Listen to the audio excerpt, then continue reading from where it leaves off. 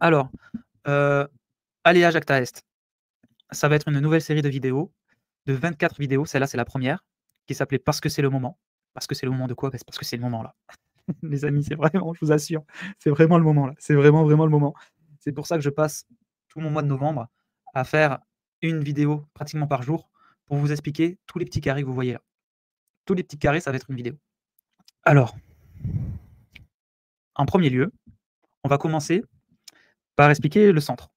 D'accord? On va faire le centre et je vais expliquer chacun des éléments. Je répète, s'il manque un seul de ces éléments-là, ça ne marchera pas. Par contre, s'il y a d'autres éléments que je n'ai pas vus, ça va forcément mieux marcher. Donc je dis ça dans le sens où s'il y a d'autres collectifs qui ont fait d'autres choses sur d'autres thématiques et c'est forcément complémentaire avec ça. D'accord? Donc là, je vais démarrer par le centre. Il y a marqué dans le rond jaune SCIC. SCIC, c'est une structure juridique qui veut dire Société coopérative d'intérêt collectif.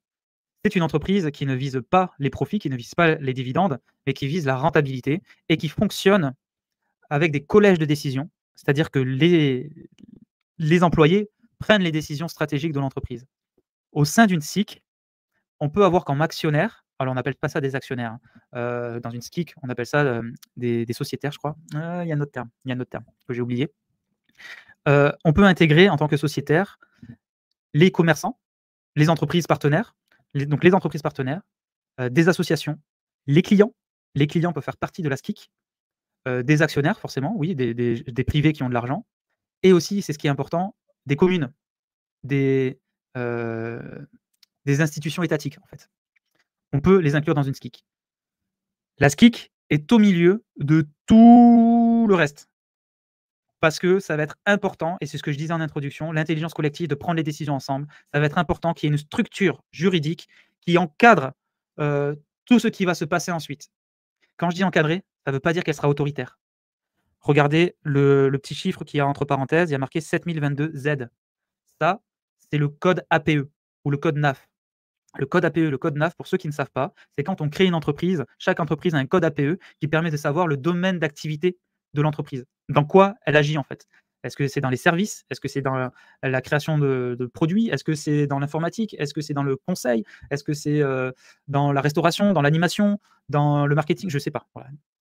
Euh, Ici, le code NAF 7022Z, c'est pour tout ce qui est conseil en organisation, conseil en planification, conseil en fait en tout genre pour les entreprises, mais aussi pour les collectivités, pour les institutions publiques. Donc ça a tout son sens que la SCIC, Société coopérative d'intérêt collectif, soit au centre de tout ce qu'on va développer. On va pouvoir prendre des décisions, réfléchir au sein de la SCIC et ensuite faire des propositions et alimenter intellectuellement en termes d'organisation, de planification, de comptabilité, de juridique, de ce que vous voulez, et on va pouvoir en fait conseiller euh, le Hameau d'Or, Edolgor, la Super App et le fonds d'investissement. La SKIC, c'est le QG. Alors c'est le QG intellectuel, on va dire.